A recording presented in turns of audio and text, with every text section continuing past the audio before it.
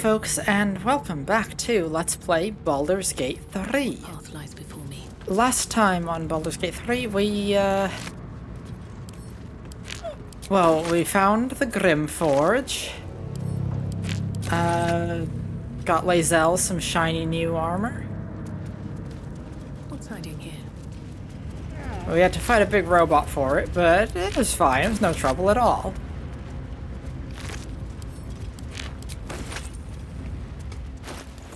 Now, yes, we still have a piece of mithril ore.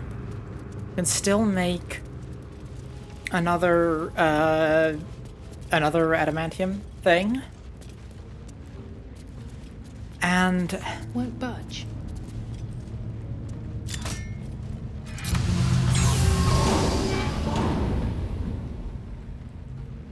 Yes, Action, not reaction. I shouldn't have wished to live in more interesting times.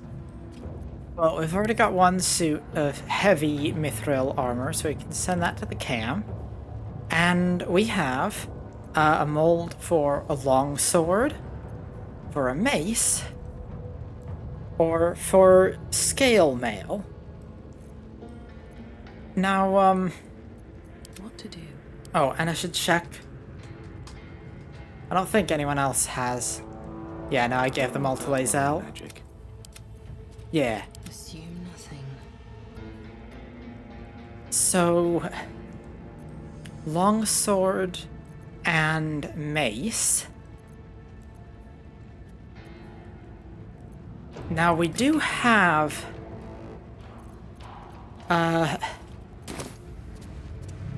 we could probably use some more bludgeoning weapons in the group. However, we don't really have anyone who is Done. suited for using bludgeoning weapons.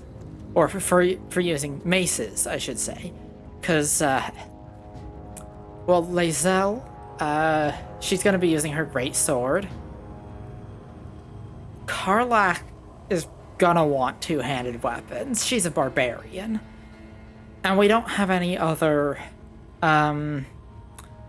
melee-type characters. Like, yes, Shadowheart can wield a mace, and Amity can wield a mace.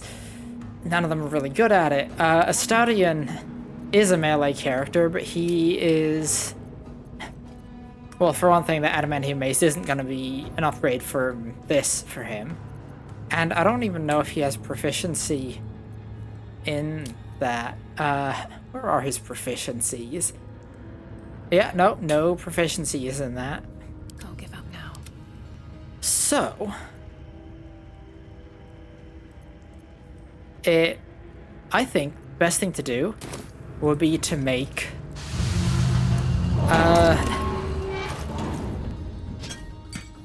the scale. No, never mind. And have a piece of have a suit of medium armor, as well as On my way.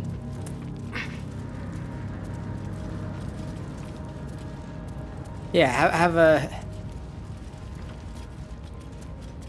medium armor as well as heavy. We don't have many medium armor guys in the group. Lae'zel can wear medium. Ore and mold, but they still Right, need the yes. lava to bind them. Wasn't sure if I needed to do that again or not, but it makes sense that I do.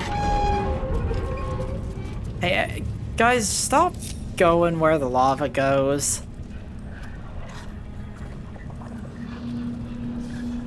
Yeah, y'all wait over there.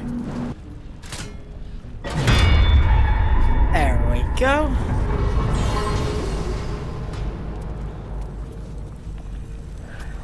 Now, medium armor, Lae'zel can wear it, but she's got heavy armor, which is just better. Shadowheart can wear it, and I think I'll send that to her for now. Let's move. That's a friendly-looking shadow. Don't Nope. want to draw any attention. That is Breathe quiet. Move with not care. what I meant to press. I don't think... Yeah, Amity can only wear light armor. on my way. I do know that we can potentially meet some folks, some more companions in the future who do get medium armor, so that'll be good for them. If we recruit them. Might not. Depends how things go. Anyway, with all that said,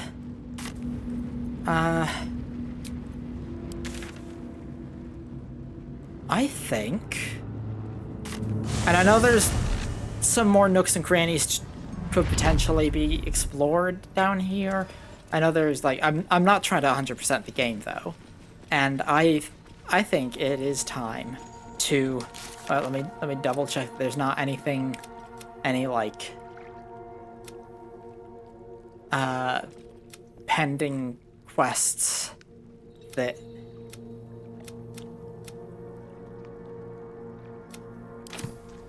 well, nothing that I particularly care about, so let's proceed on to, well, towards the Shadow Curse. This elevator yes, I think I've tied up all of the loose ends that the Amity is inclined to tie up. So onwards we go.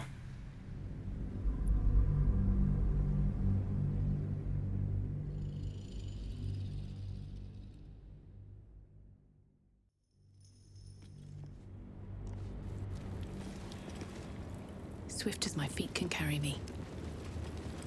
There is a plaque there. We offer our prayers to the Dark Lady, whose comfort and grace heals all. We offer our pain to the Lady of Loss, that she may truly know her faithful.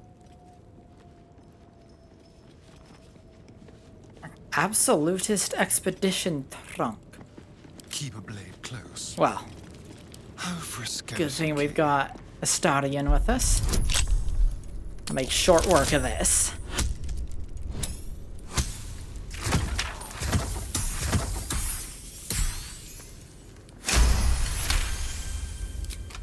Still breathing, despite everything. Hey, some healing One potions. day I'll catch Nice. a break.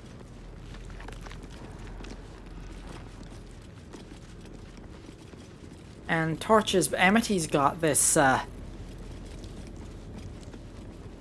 Lathandarian light But that will fit in my bag. doohickey. Might provide enough illumination in the Shadow Curse, but well. Seems we are not alone.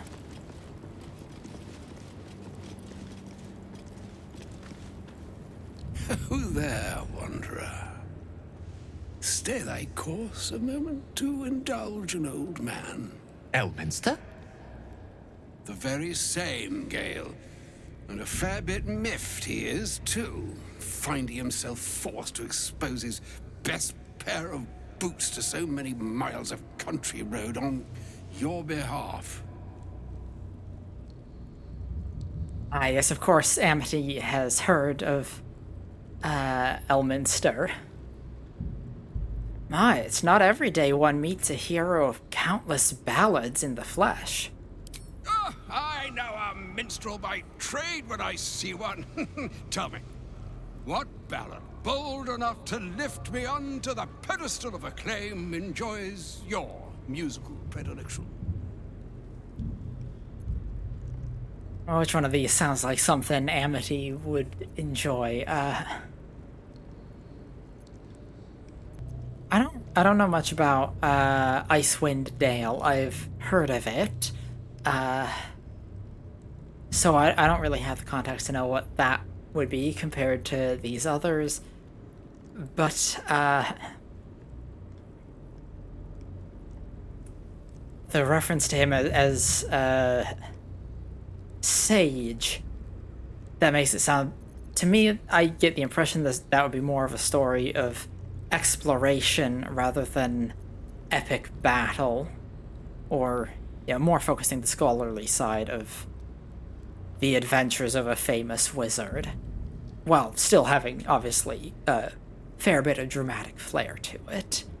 And I think that aligns more with Amity being a College of Lore bard. Yes, across the peaks of Icewind Dale strode fast the sage of Shadowdale. Is that so?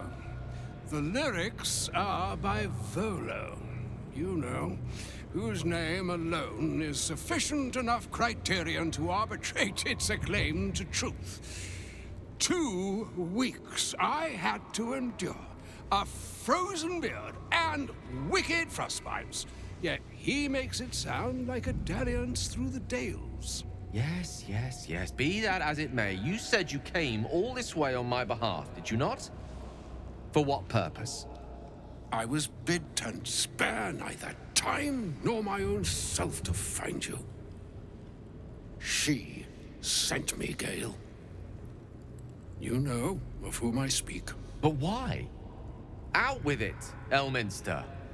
Please. Young man, has your sojourn away from Bortity washed away your decorum as well as your patience? Nigh a 10-day I've gone without honest fare, worthy of the name. Drank naught, but what the sky entitled my thirst. Why, some bread, cheese, and a cup of wine would appear unto me a feast. Surely you would begrudge me a mite of rest and repast before I get out with it?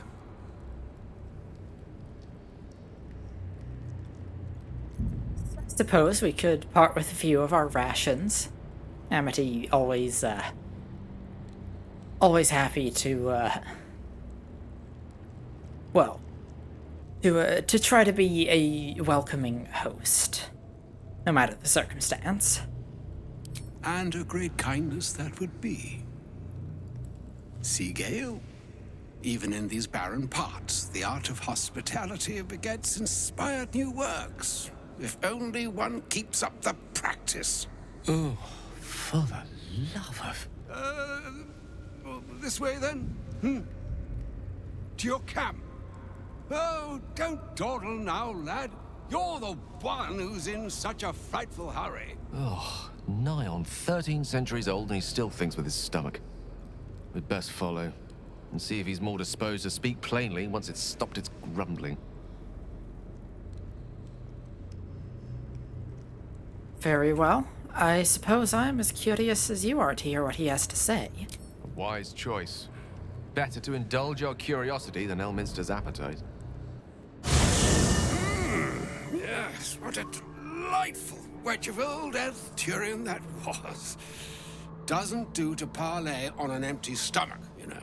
Makes one's words frivolous when they should be grave. Plenty to digest, after all. A good deal to stew over, if you will. Words ladled with import should be savored so as to better absorb their meaning. Wouldn't you agree? Elminster! Right. You see,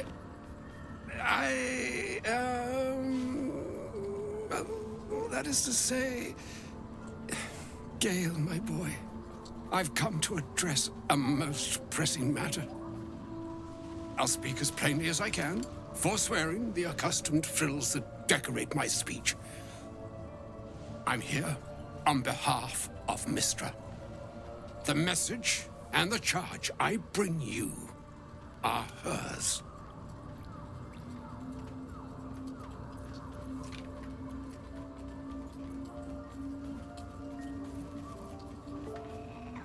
I don't know that Amity would be particularly impressed by him being a divine messenger.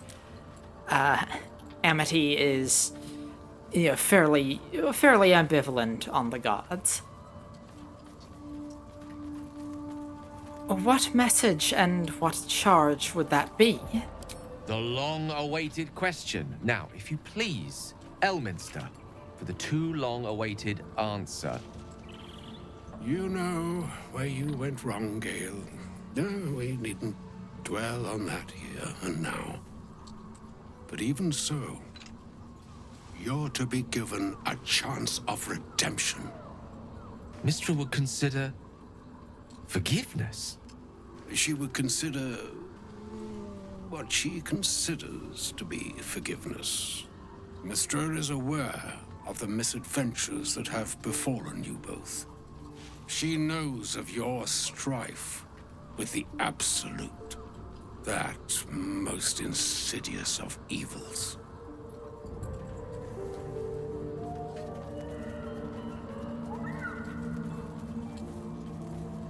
Yeah, I think, I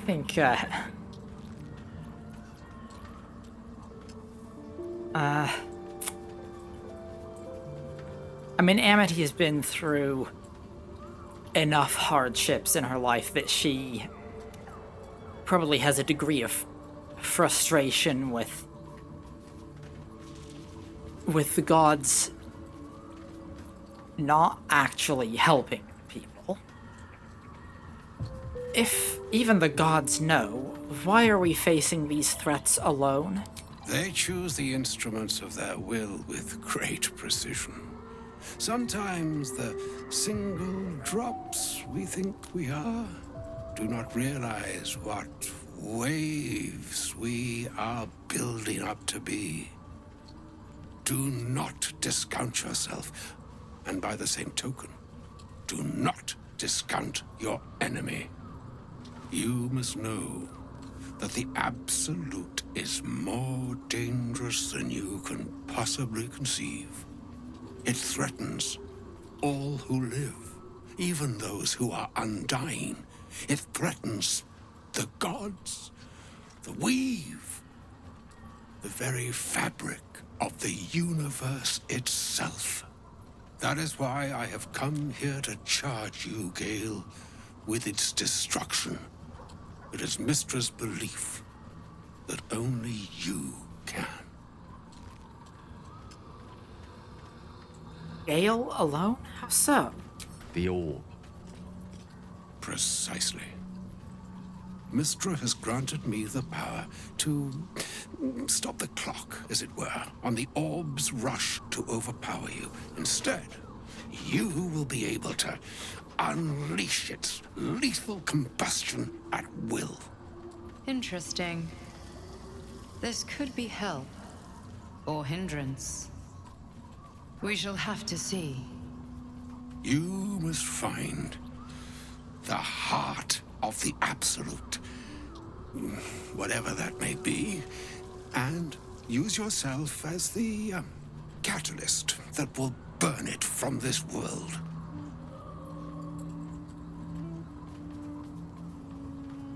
Yeah, Amity is pretty outraged by this. This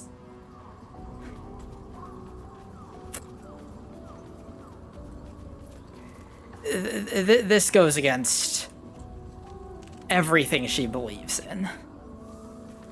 That's monstrous. You're tasking him to kill himself. He is not. But it seems that Mistra is. It brings me no pleasure saying this, my friend. But such is Mistra's will. Yours must be the sacrifice that will undo the Absolute. And for your sacrifice, you will be redeemed. Such is Mistra's promise. With that, I've said my sorry piece, and need only bestow unto thee the charm I was bid. Mina hastra mistraril Italion thras annas dithra.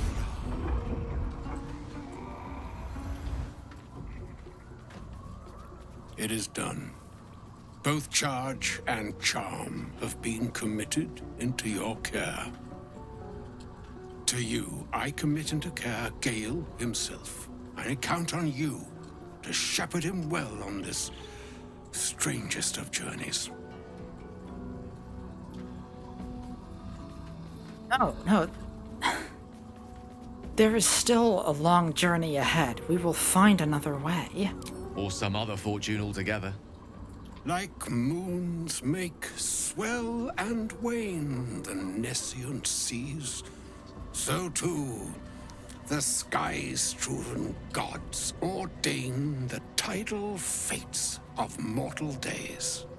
And yet, an ocean born in lonely hours, come ebb, come flow, come all that is beyond the breadth of our dominion. Be a moon unto yourself. Even the waves of fate can break upon the shores of will. Farewell, my friend. Well, that was quite well Farewell, said. Elminster. I'm glad she chose you.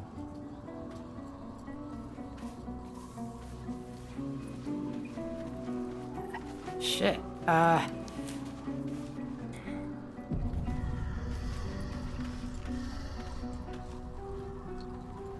Suppose we should talk about that.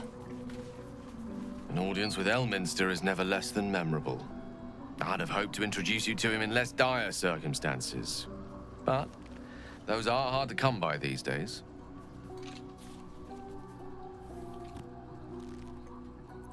He didn't seem much a friend, showing up and demanding you kill yourself. It's not a demand he wanted to make of me. As mistress chosen, he had no choice but to deliver her message, however much it pained him to do so. For Mistra to have sent him, the severity of her bidding could not be clearer, or weigh more heavily on me. Time seems so infinite when you're young. A month is an age. A year is a lifetime. It is a strange feeling to realize how little of it one might have left. You're seriously considering doing what Elminster said? Of course.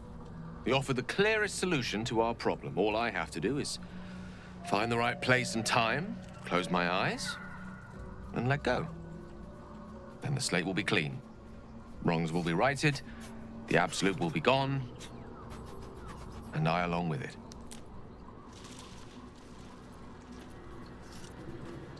Yeah, no, Amity cannot accept this. Amity has lost too many people she cared about. Friends, family, her mothers. She's not about to let her friend do something so fucking stupid. This is, as far as Amity's concerned, not an option, not a plan worth even considering. Like, maybe Amity is an optimist, and that doesn't mean she's naive, but it does mean she will not give up trying to find a way to get everyone through this. There is surely another way. If there was, I'm sure the goddess of magic and the greatest wizard who ever lived would have identified it. But alas, only one solution is offered. That remains ahead of us for now. The heart of the Absolute must be discovered before I can stop its beating. You're not holding yourself up, Gale. I won't let you. Let's save such certainty for the moment such a decision is upon us. You may feel differently once we know what we're truly up against. Fair argument. But Amity won't feel differently. She can't. It's not in her nature.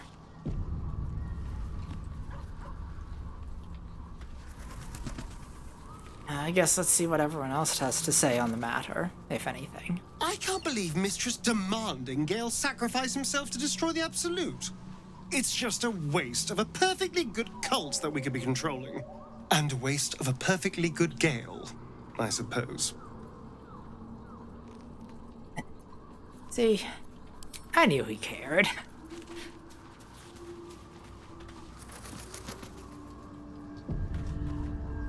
Just what I need. Elminster. Even the Githyanki have heard tell of the Sage of Shadowdale. Some of his works have been translated to Tirsu. That doesn't mean his every word carries wisdom, however. Near as I can tell, Mystra demands Gale's faith, but holds no faith in him. Why else would she demand Gale sacrifice himself, and perhaps so many others? Does she not think he can destroy the Absolute with his own immense talents? Does she not know the mighty company that he keeps? Demanding Vlaakith may be, but she acts for the good of the Githyanki people. Mystra is concerned only for herself. Perhaps he'd find forgiveness in a fiery death. But I can't help but wonder why he'd want it at all. Yes, exactly. Exactly. That... Guys, I love Lae'zel. And this is very much why Amity is in love with Lae'zel.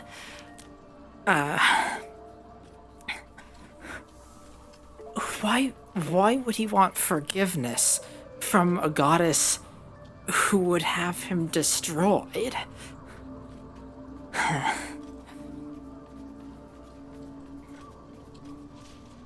Now, if only Lae'zel could apply that same philosophy to her own cult. I don't think, and Amity doesn't think, Vlaakith is as interested in the good of the Githyanki people as Lae'zel still wants to believe. But if Lae'zel can see the truth of Mystra's demands, then there is hope for her. I mean, she's not an idiot. Lae'zel is a very intelligent young woman.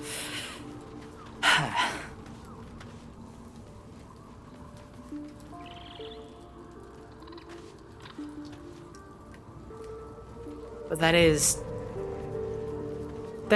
pretty much Amity's sentiments on the matter exactly.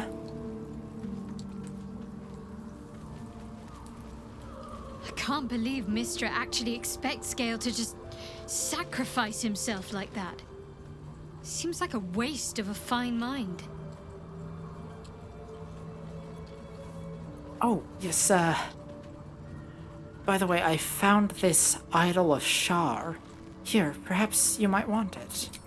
You thought of me? Thank you. It's beautiful. I'll find a place of honor for it in camp. Nobody's ever given me anything before. What do I owe you in return? Explains a lot about her. It's a gift. I'm not expecting anything in return. Thank you. Lady Shard teaches us to forswear material goods, but I think she'll make an exception for her own image. I wonder, perhaps this is connected to the Dark Justiciars. This is no coincidence, I'm sure of it. I need to keep an eye out for more signs. Learn more about the Justiciars' presence in these lands. It could be important. As long as I've prayed to Lady Shar, I've wished to serve her as a Dark Justiciar. There is scarcely a greater way to fully dedicate yourself to Lady Shar, save perhaps if you become the head of her church.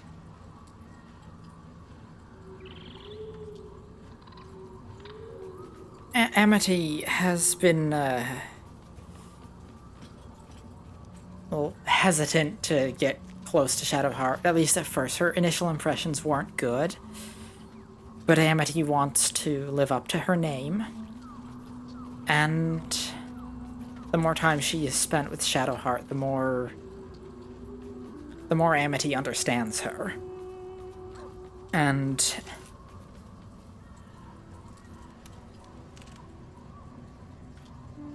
Shadowheart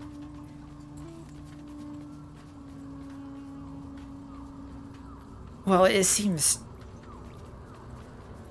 Shadowheart has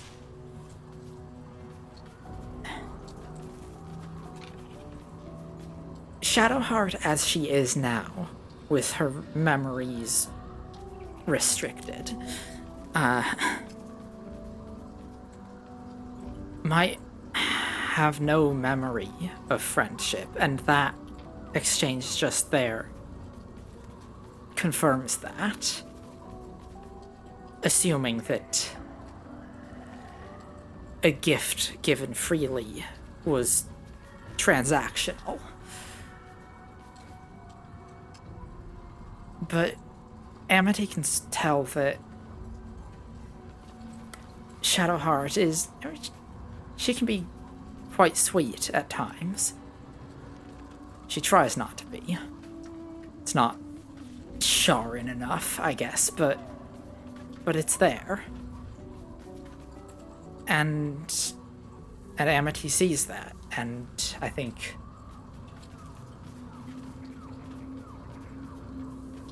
well, despite getting off to a rocky start, Amity does consider her a friend now. And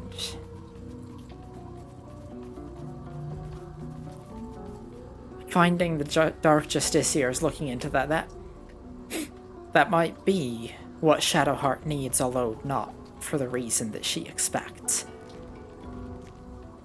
And Amity would not be Amity if she didn't support her friends. Very well. Let's see if we find anything in future. Thank you. I should have known you'd be understanding.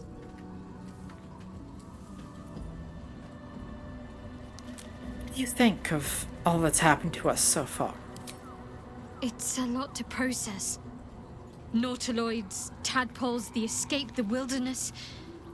And now I've seen an entire land under the sway of Lady Shah's power. Barely seen it. Honestly, I think I'm caught for words. Well, that's fair. We've barely seen the Shadow Curse lands, though. We're not even in the Shadow Curse proper.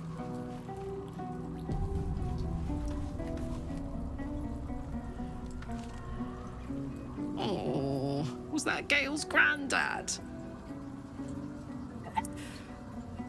Yeah, I could tell Karlach wasn't paying attention. Saw her dancing in the background during that conversation. That was Elminster Aumar, the most famous wizard in the realms. Yeah, it doesn't ring a bell. But all right. Must have had something important to say to Gale if he came all this way. Good news, I hope. I don't think it was. It turns out Gale has an explosive bomb in his chest, and Mistra has asked him to use it to blow up the heart of the Absolute. Whoa now, he's got a... Well, I guess that would explain a little, but... Mistra? I mean, this is a lot to take in. What's he going to do?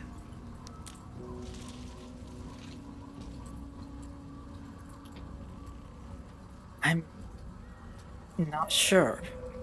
I think he's of several minds. Well, tell him to pick the right one. Or better yet, I'll do it. Fucking wizards, man. They always need help picking the simple, obvious option. If Mistra can't think of another way to stop the Absolute than sacrificing Gale, she's no god worth worshipping. I'll say that to Gale in, you know, gentle terms.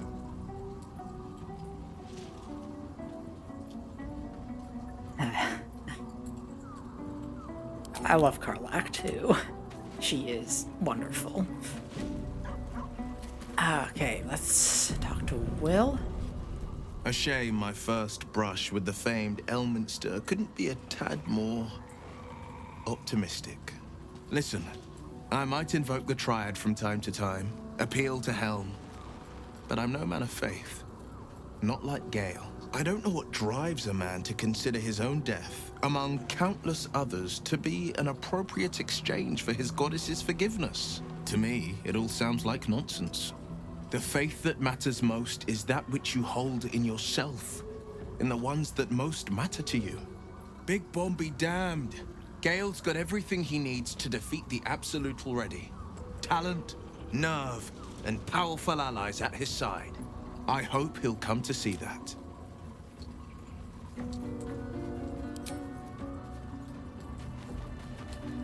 Good to see that pretty much everyone in camp is on the same page. Alright, I think that just about does it for this episode. We will venture out into the Shadow-Cursed lands in the next episode. Thank you all so much for watching. Click the like button if you liked the video, or click the dislike button if you didn't. If you want to see more Baldur's Gate 3, go ahead and subscribe. Y'all have a great day, and I will see you next time.